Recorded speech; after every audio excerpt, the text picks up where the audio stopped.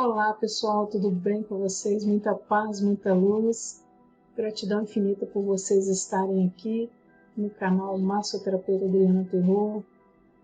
Hoje, retornando aqui no estudo, a segunda parte da carta 1, a gente fazendo esse estudo sempre no domingo às 17 horas. Estamos aqui reunidos para estudar as cartas de Cristo. E hoje, como todas as vezes, eu vou sempre fazer o início da oração, o ancoramento, porque é necessário, gente. Então, sempre quando se você está estudando as cartas de Cristo, você faça esse ancoramento. A gente vai fazer aqui novamente, você vai entender o que é o ancorar. É quando você se conecta com a sua presença divina, eu sou. Vamos fazer esse ancoramento, esse aterramento, é como quando você se conecta com o todo. Quando você se integra à vida e esse mundo, de Gaia, nosso planeta amado. Quando a gente ancora, a gente enraiza, a gente está aqui no aqui e agora, envolvido nesse estudo, tá? Então eu peço aí para vocês fecharem os olhos, respirar profundamente, inspirando pelo nariz e soltando o ar pela boca. Mais uma vez. Mais uma vez.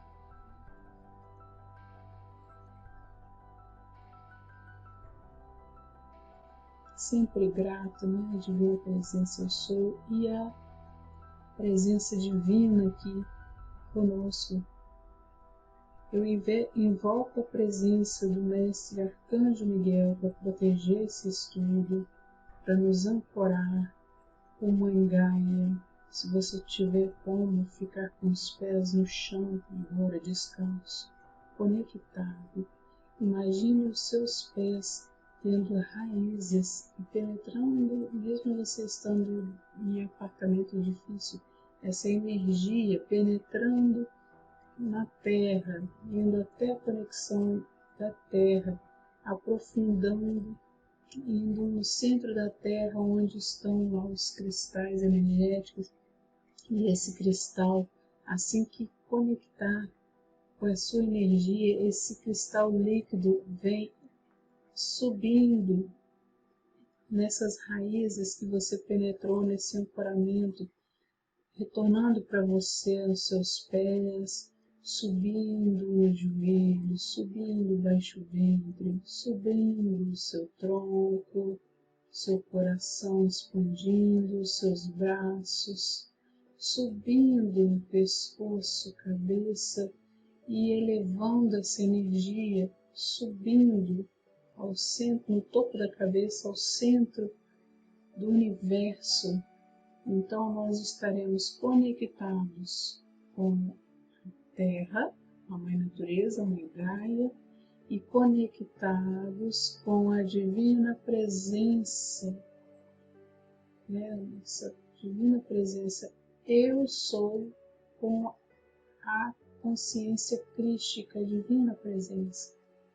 E essa conexão, ela retorna para nós, e retorna a Gaia, e essa energia, esse fluxo, ele vai filtrando, vai transmutando todos os seus estresses do dia a dia, os seus medos, todas as situações que fazem você não se concentrar.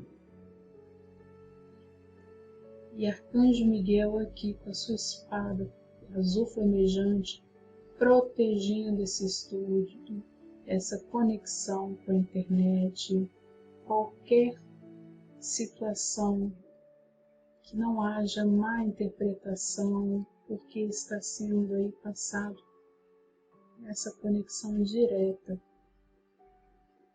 cada um tendo o seu entendimento, cada um tendo a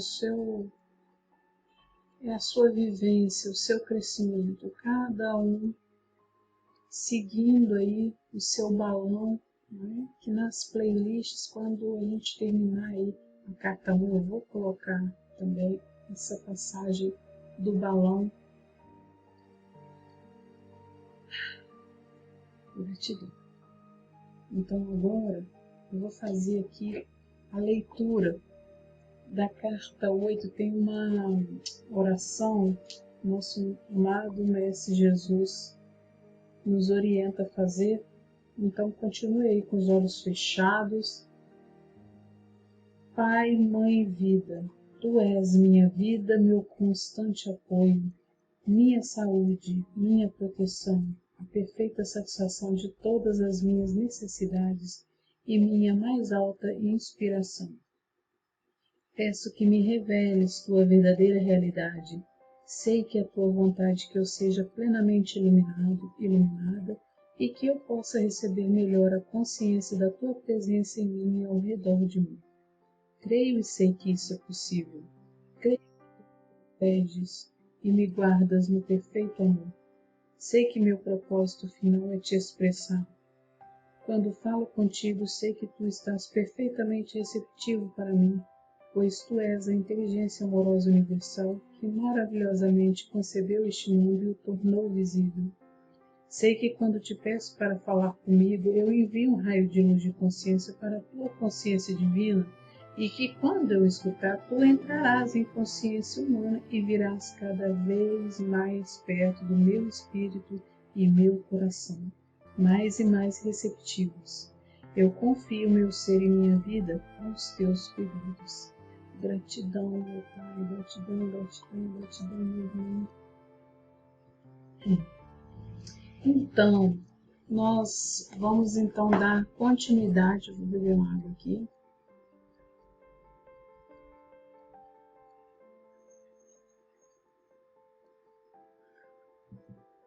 Nós daremos então a continuidade da carta 1, né? Espero que vocês tenham assistido mais vezes este vídeo ou então escutado aí o audiobook, lido o livro.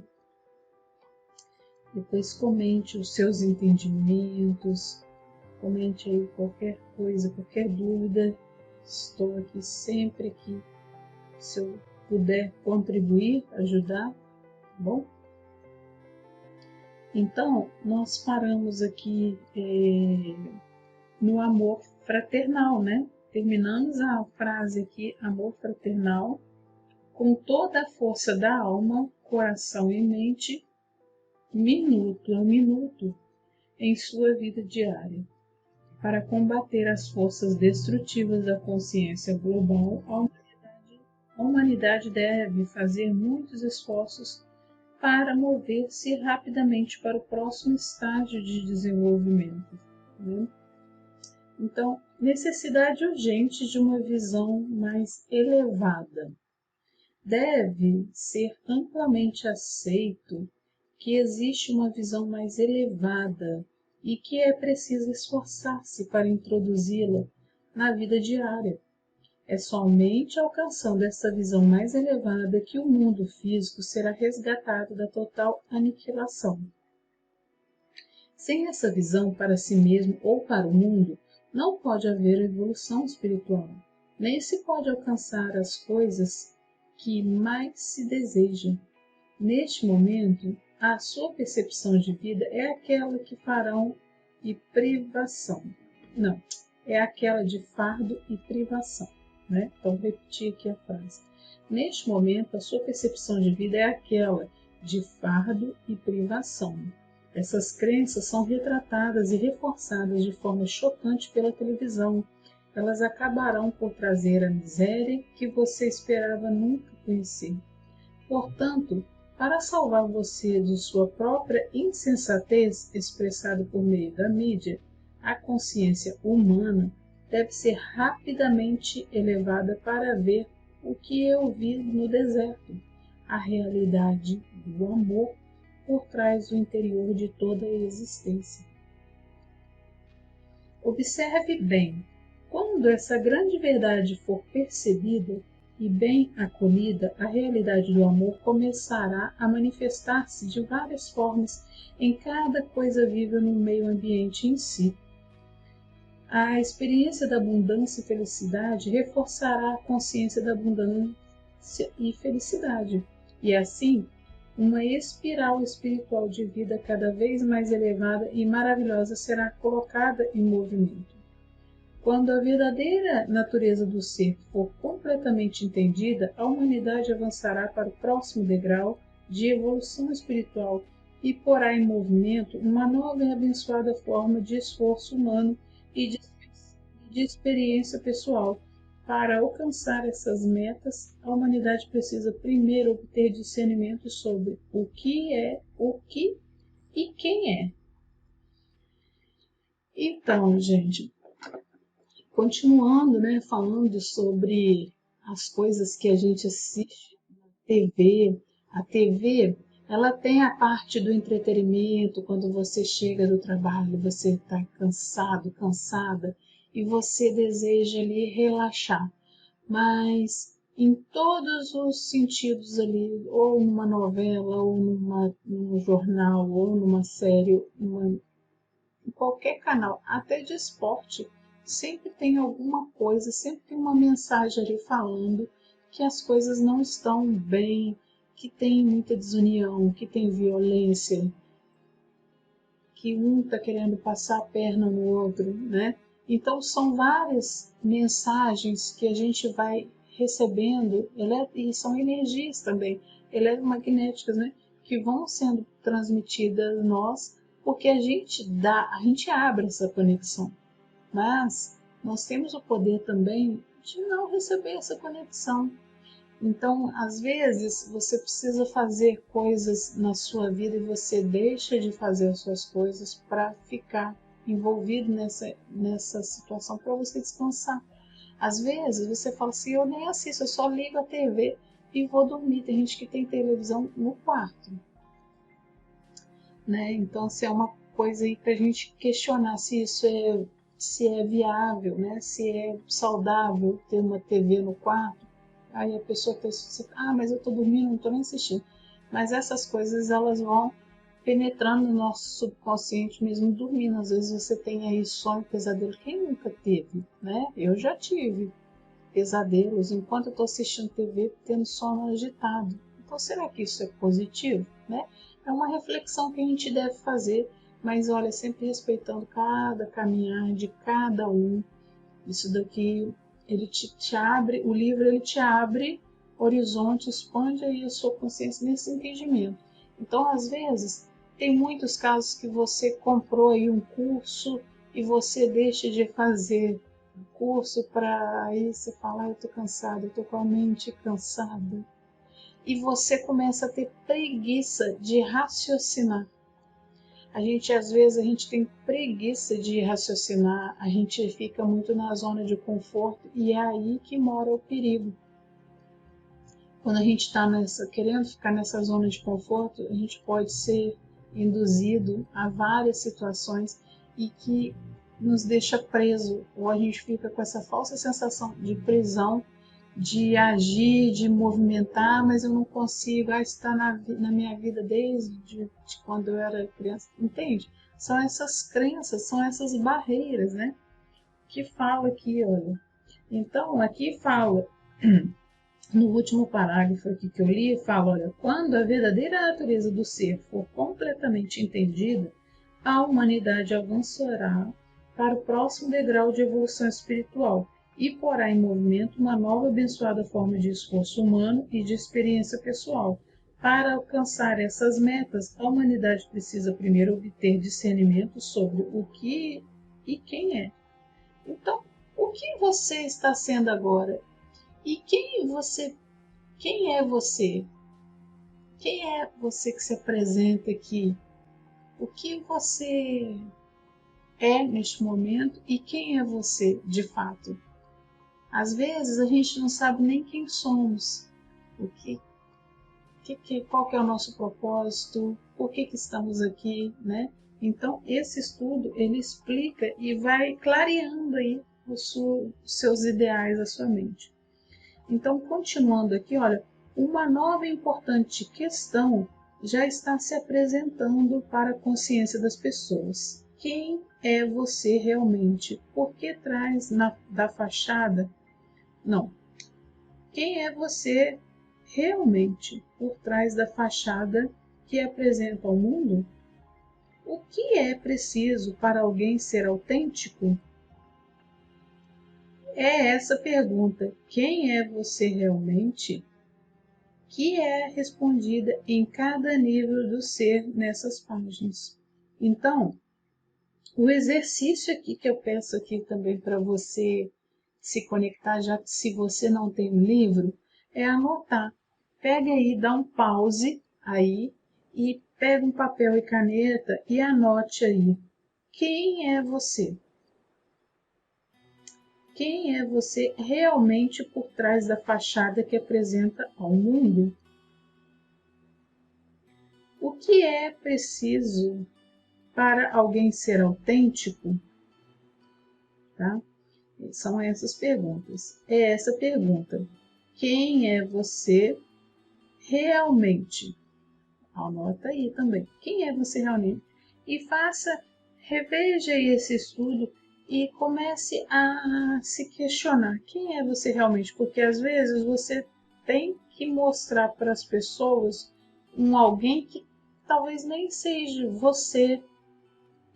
Talvez não seja essa pessoa que você queira mostrar. Talvez você queira voar, mas alguma coisa te impede, tá? Então, quem é você realmente? Que é respondida em cada nível do ser, essas páginas, né? Em cada nível do seu ser, nessas páginas. Então, em cada página que a gente vai lendo, o véu vai se abrindo para você e até o final do livro, você vai entender realmente quem é você, entende? Eu não é a primeira vez que eu estou lendo o livro, já é a terceira vez. Já a verdade agora está sendo a quarta.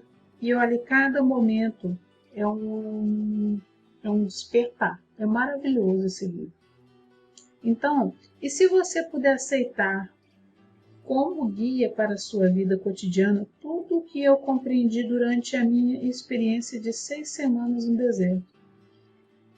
Você imagina, a gente passa a vida toda, a gente fica lendo livro, lendo, relendo, e nosso amado Mestre Jesus, ele ficou 6 semanas no deserto e se conectou com isso tudo, né? Você também finalmente se tornará íntegro e verdadeiro, assim como eu me tornei íntegro e verdadeiro antes de começar meu ministério de cura e de ensinamento.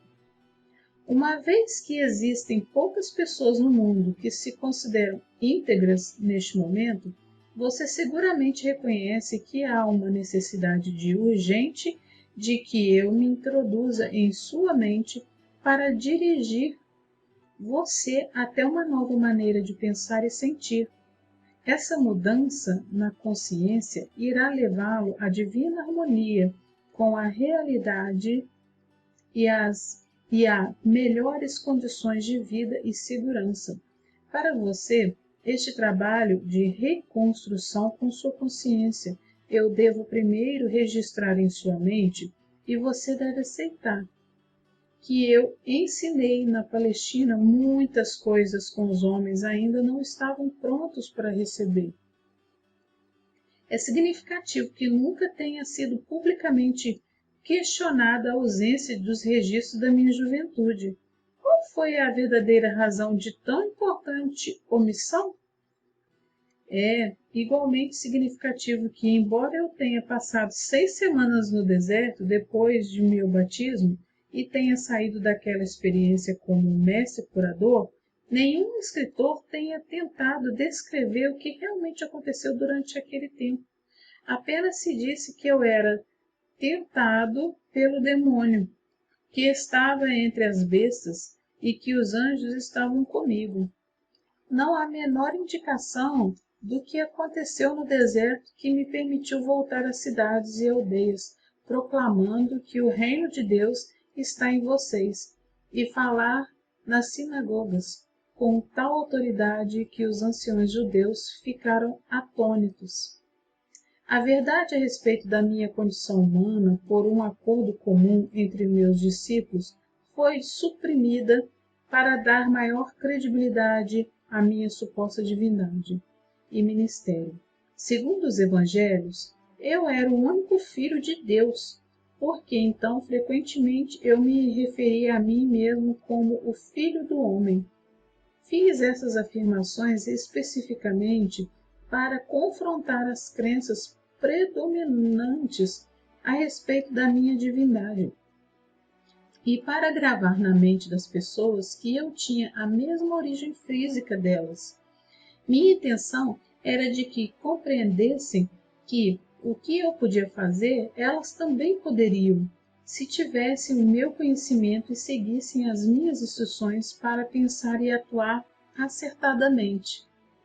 Tantos mitos têm surgido a respeito da minha vida terrena e minha consciência espiritual, que já é tempo de livrar-se deles tão completamente quanto possível, uma vez que estão impedindo as pessoas de evoluir espiritualmente. Você que foi doutrinado com ensinamentos religiosos deve tentar compreender que meus discípulos evangelistas, ao relatarem minha vida, descreveram somente aquilo de que se lembravam pessoalmente e que apoiava plenamente seus relatos de minhas atividades sobrenaturais. Eles também incluíram muitas coisas que os outros disseram sobre mim durante há cerca de 30 anos que se seguiram à minha morte. Depois do tamanho lapso de tempo e do inevitável embelezamento da verdade, como é possível que tenha escrito uma biografia fidedigna a meu respeito e de tudo o que realmente aconteceu, ou explicar corretamente minhas percepções espirituais verdadeiras, as quais deram origem às minhas palavras e meus milagres? Somente uma pessoa pode escrever este ponto de vista, e essa pessoa sou eu mesmo. Portanto, essas cartas vão levar você à minha verdade de uma forma que nenhum espectador poderia fazê-lo, não importando o quanto eles pensavam que entendiam o meu pensamento. Por esta razão, durante mais de 40 anos, a mente do meu canal, pessoa que escreveu, tem sido sistematicamente purificada de todo ensinamento ortodoxo, e o sistema de comunicação entre nós tem sido aperfeiçoado. Se minha verdade expressa nessas cartas diferir muito do que está escrito no Novo Testamento, há de se duvidar dela ou rejeitá-la por esta razão? Portanto, estou descendo em consciência brevemente, tão perto quanto necessário o seu plano de consciência para descrever minha vida e meus ensinamentos de 2000 anos atrás. Então, o que fala aqui, o que dá para entender aqui, como que uma pessoa pode fazer uma biografia de uma outra pessoa somente com lembranças? Eu lembro dessa passagem aqui, olha, Jesus, fez isso, fez aquilo. Mas se muitos, a humanidade toda, ela não tinha consciência que nosso mestre Jesus tinha, como que poderia fazer uma bibliografia fidedigna dele se nenhum dos discípulos também estavam preparados para aquilo, Muitos interpretaram da sua forma, assim como nós estudamos aqui Cartas de Cristo, e cada um tem a sua interpretação, e assim foi com os discípulos. Então, como ter uma escritura fidedigna de uma vida de uma pessoa sem que ela falasse? Então, essas cartas elas vieram para quem é o dono, né, da história, que é o nosso Cristo, nosso amado Jesus, ele viesse aqui e ditasse todas essas palavras para uma pessoa que foi preparada por 40 anos. Por isso que é importante a gente fazer o ancoramento, entende? Por que eu falo sempre que é importante? Porque eu aprendi assim e eu entendi muito mais quando a gente faz o ancoramento, quando a gente faz a oração. Não é apenas pegar o livro e abrir e começar a ler, gente. Não é uma leitura comum. São leituras que a gente precisa fazer pedaços, e é um portal maravilhoso que a gente é presenteado, né? Então, é um portal para o nosso Mestre Jesus. Ele está aqui, nosso Mestre Jesus Sananda, está aqui com a gente, abrindo cada vez mais a nossa consciência. Então, não é à toa que a gente faz o ancoramento por conta disso, tá?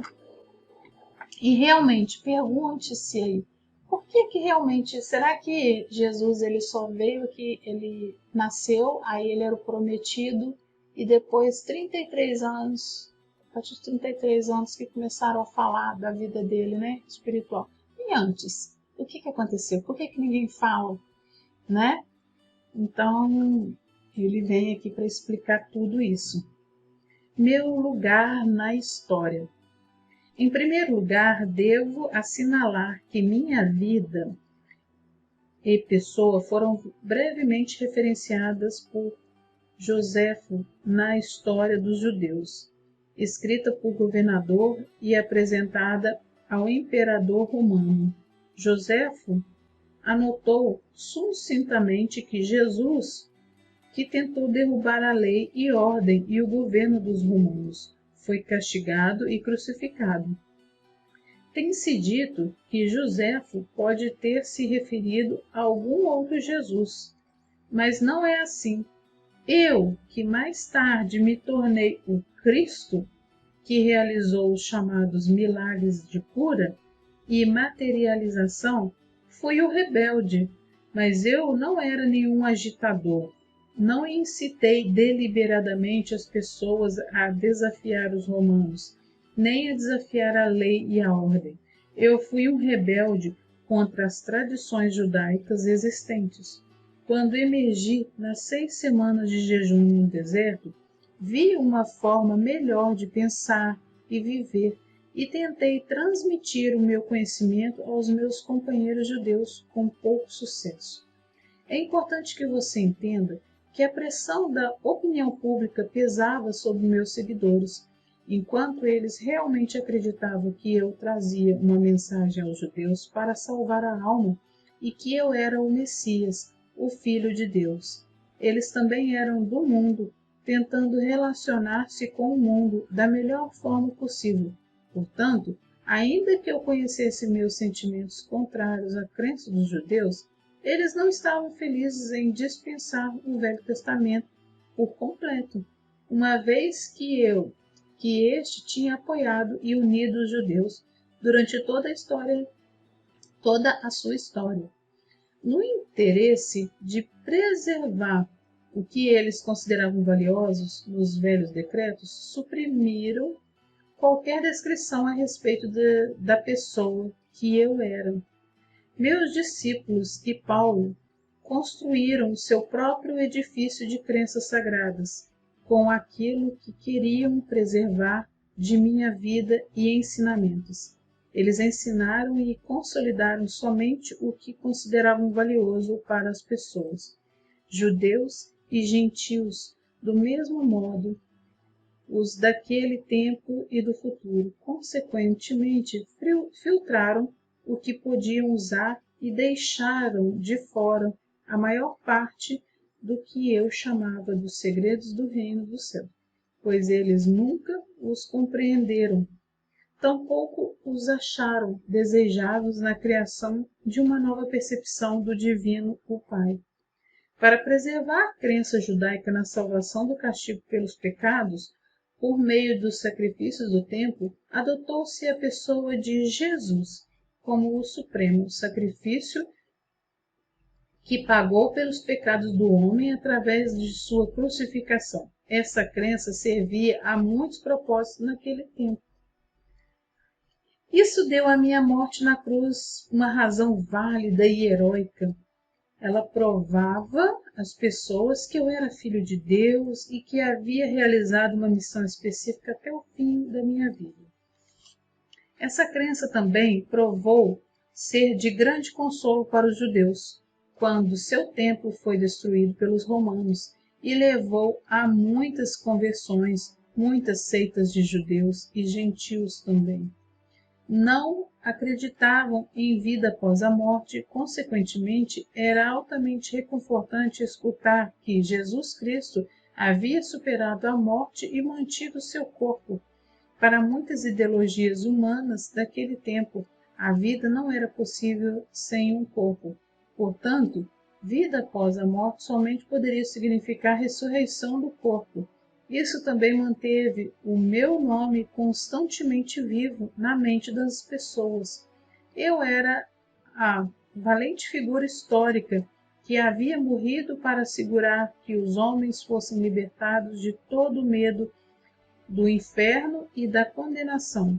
Desde que eles acreditassem em mim, poderiam caminhar para como homens libertos, e somente porque meu nome se manteve vivo até hoje, que posso vir agora até você para oferecer-lhe a verdade que eu queria muito compartilhar com as pessoas há 2000 anos.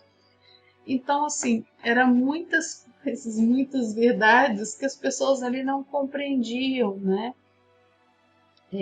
Então, ele retorna agora nesse período, né? Lá no final dos anos 90 começou a ser escrito as cartas para preparar a gente, porque agora nós estamos um pouco mais maduros para entender algumas questões, né? Mas essa carta de Cristo, gente, não é só uma vez que para a gente entender, a gente tem que ler, terminar e voltar, terminar e voltar. E cada vez que a gente vai fazendo isso, vai fortalecendo mais ainda a nossa compreensão e a nossa espiritualidade. Então, assim, olha, minha juventude, agora ele fala sobre a juventude dele e as experiências no deserto. Eu nasci na Palestina. Minha mãe estava convencida de que eu era o Messias. Ao contrário da crença popular, eu não era uma criança santa. Aos 12 anos, levaram-me até o templo para ser entrevistado pelo sumo sacerdote para que determinasse se eu estava pronto para iniciar o treinamento religioso judeu. Fui rejeitado por ser demasiado teimoso. Amargamente decepcionada, minha mãe me levou para casa e fez o seu melhor para criar-me na santidade com Marcos, o seu próprio comportamento em todos os momentos. Aquela era uma tarefa impossível, já que eu era, acima de tudo, um individualista de comportamento indisciplinado. Fiquei ressentido com as orientações de minha mãe e sua tentativa de disciplinar-me. Como jovem, tornei-me impossível de controlar. Um verdadeiro rebelde. Rejeitei a adesão incondicional de minha mãe à fé e tradições judaicas, preferindo o riso às atitudes hipócritas. Recusei-me a aprender um ofício que me confinasse à rotina. Escolhi misturar-me com todo tipo de gente das classes mais desfavorecidas, bebendo com eles, conhecendo prostitutas e me divertindo, conversando, discutindo, rindo e sendo um ocioso. Quando precisava de dinheiro, ia trabalhar nos vinhedos. Por um dia ou dois, eu fazia trabalhos que me pagassem o suficiente para comer e beber, propiciando-me o lazer que desejava. Apesar de todos os meus defeitos como ser humano, minhas atitudes descuidadas e indolentes, minha obstinação e determinação egocêntrica para pensar muitas próprias ideias sem me importar com o que os demais pudessem pensar a meu respeito. Eu tinha uma profunda preocupação com as pessoas. Eu era profundamente emocional. Em palavras atuais, eu seria chamado de hiperreativo, hiperemotivo. Tinha um coração caloroso, compassivo e empático. A presença da doença, da aflição e da pobreza me comoviam profundamente. Era um acirrado defensor daqueles que você chama de desamparados. Poderia-se dizer que eu era gente do povo. Vivi muito perto dele e em um espírito de companheirismo, escutando suas aflições, compreendendo e me importando. É importante entender minhas verdadeiras origens e minhas características na juventude, pois foram os estímulos que me incitaram, empurraram, impulsionaram e finalmente ser o Cristo. O que mais fortemente detestei e combati foi a miséria, a doença e a pobreza que via ao meu redor. Isso me enfureceu e me tornei estridente e apaixonadamente zangado por ver as pessoas maltrapilhas, magras e famintas, doentes e aleijadas, sendo cruelmente intimidadas pelos líderes judeus que as sobrecarregavam com leis e práticas sem sentido, ameaçando-as com punições de Jeová caso não obedecessem. Declarei a todos os que poderiam escutar-me que aquelas pobres pessoas já suportavam o suficiente para também serem esmagadas por medidas sem sentido e restritivas do prazer. Qual era a razão de viver se não nascíamos para sermos felizes? Recusei-me a acreditar em um Deus justo seguindo as tradições judaicas. As advertências bíblicas proféticas sobre o julgamento e cólera de Jeová contra as pessoas me indignavam.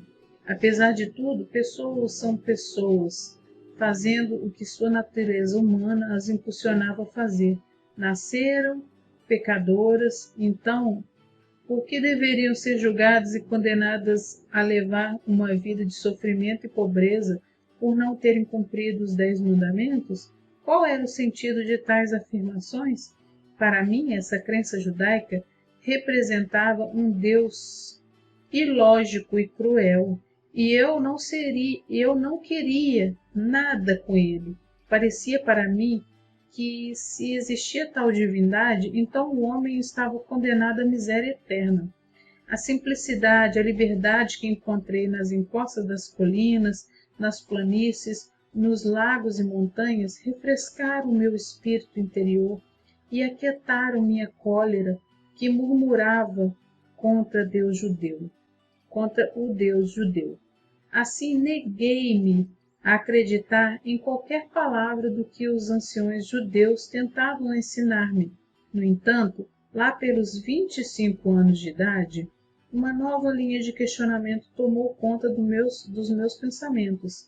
Enquanto eu caminhava sozinho pelas colinas, cada vez com mais frequência, minha rebeldia foi aos poucos sendo substituída por uma ânsia que me consumia de saber e compreender a verdadeira natureza daquele que, sem dúvida nenhuma, devia inspirar e respirar por meio da criação.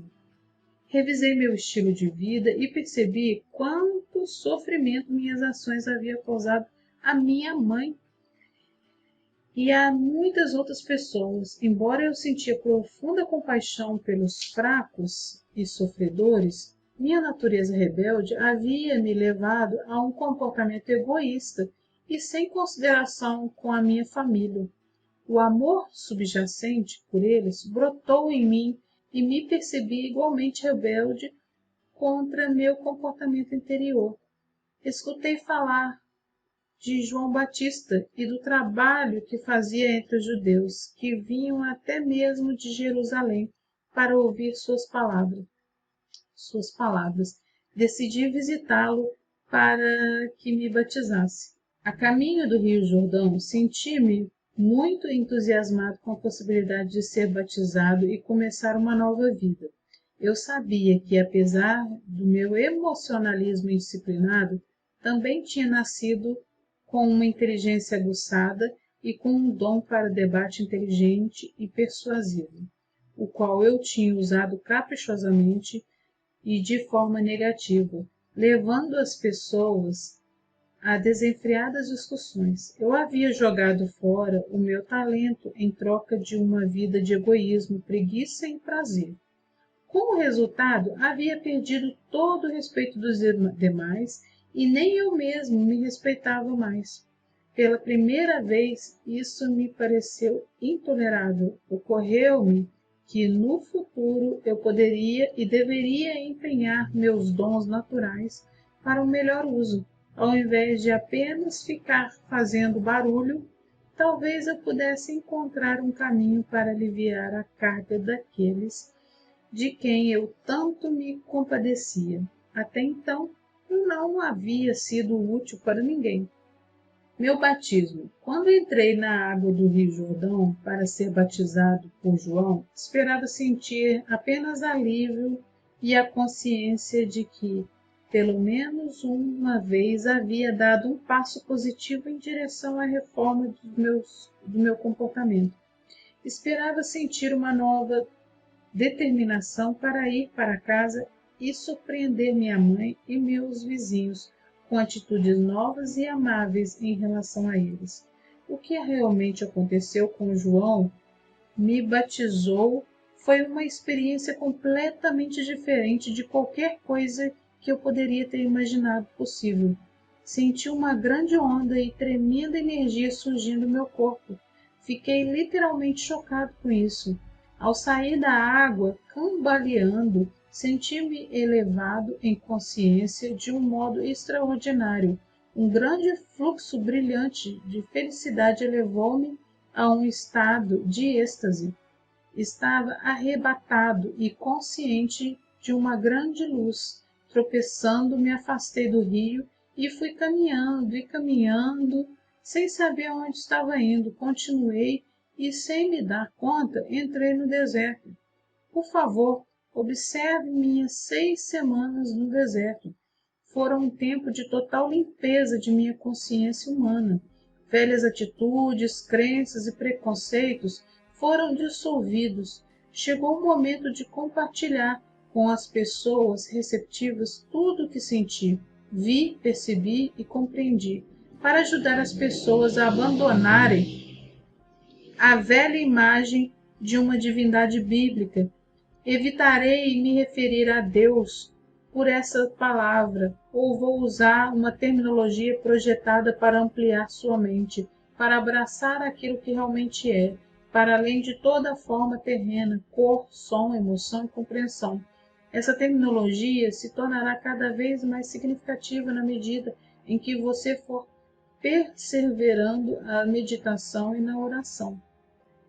Então a gente vai terminar por aqui e eu vou falar aqui para vocês um pouco sobre essa passagem no deserto, a importância da gente estudar as cartas e aprofundá-las no silêncio, porque essa passagem que nosso Mestre Jesus fez, né, durante essas 6 semanas no deserto, ela foi tão maravilhosa e importante, né, que ele aprofundou no silêncio. Se ele tivesse entrado nessa conexão e não tivesse entrado no silêncio, será que ele teria entendido tudo isso com mais profundidade e amorosidade, né?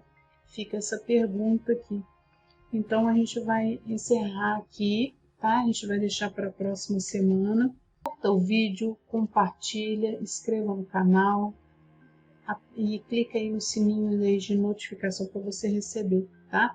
Vai estar aí em estreia para você, para todos nós, tá? Grande beijo, muita paz, muita luz, fiquem com Deus, gratidão, namastê.